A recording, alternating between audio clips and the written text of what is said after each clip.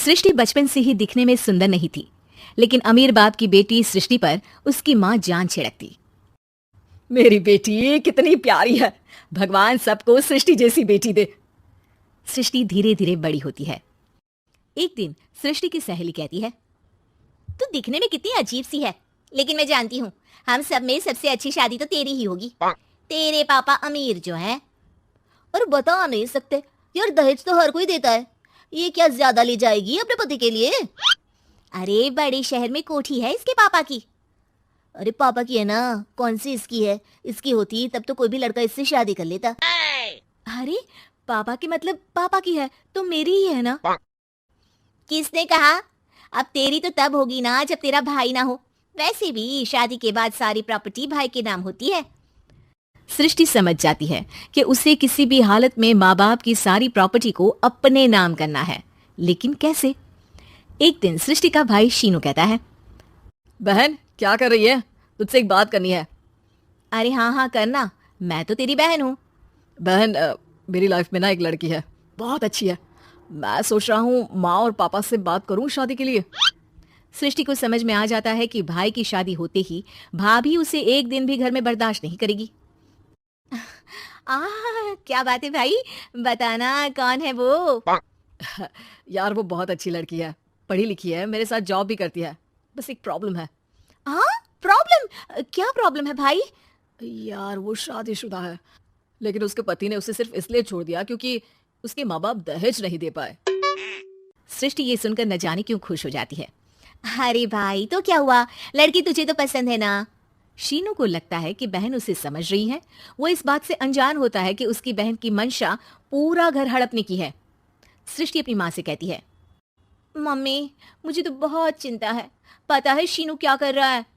अरे क्या कर रहा है, वो तो काम पर जाता है और वापस घर आता है।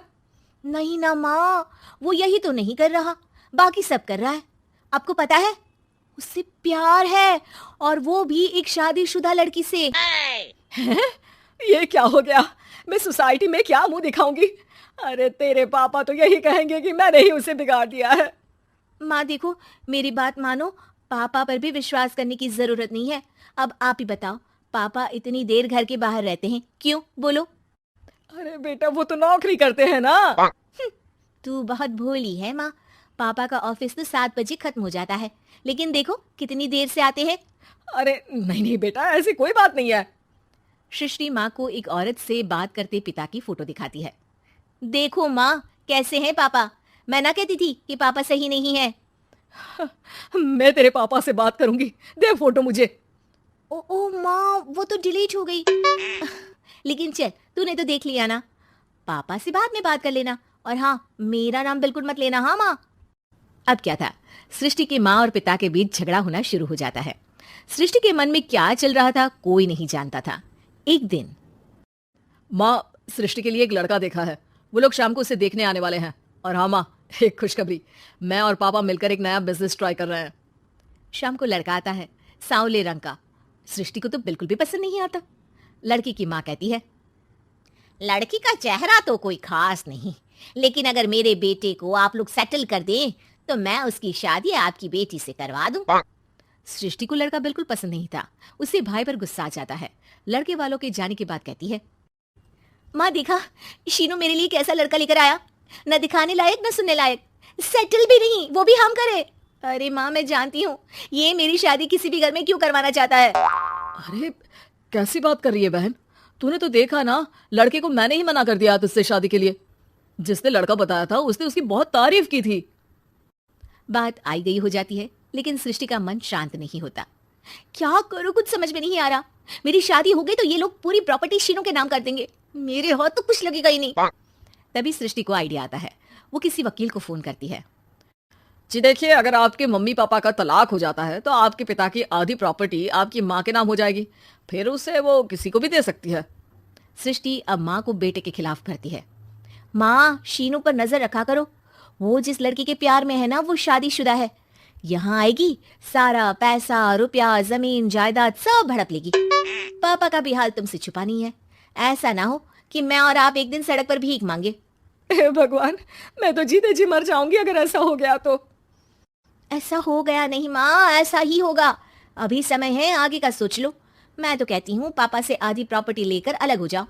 पापा की आधी प्रॉपर्टी भी हम लोगों को अगर मिल जाती है ना, तो अगले 7 जन्म सफल समझो। बेचारी माँ बेटी के कहने पर पति से तलाक लेकर अलग हो जाती है। सृष्टि अब पैसों से गाड़ी और अपने दूसरे महंगे शौक पूरे करने लगी। उसके दोस्त भी उसके पैसे इस्तेमाल करते। सृष्टि, कल तुम कहाँ थी? मैं सारा दिन घर पर अकेली थी। तो मैं क्या करूं? मैंने ठेका तो नहीं लिया है ना तुम्हें संभालने का। माँ को सृष्टि से ये उम्मीद नहीं थी। वो बैठकर रोने लगती है। वहीं उसका पति यानी कि सृष्टि के पिता आ जाते हैं।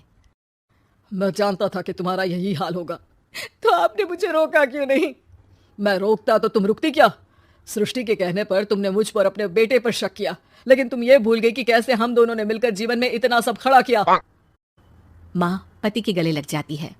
मुझे माफ कर दीजिए, मैंने आपकी कमाई का एक बड़ा हिस्सा गवा दिया। कोई बात नहीं, तुम साथ हो तो मैं ऐसी 7 प्रॉपर्टी खड़ी कर दूंगा। तभी वहां सृष्टि आ जाती है रोते हुए। माँ, मयंक ने मुझे छोड़ दिया।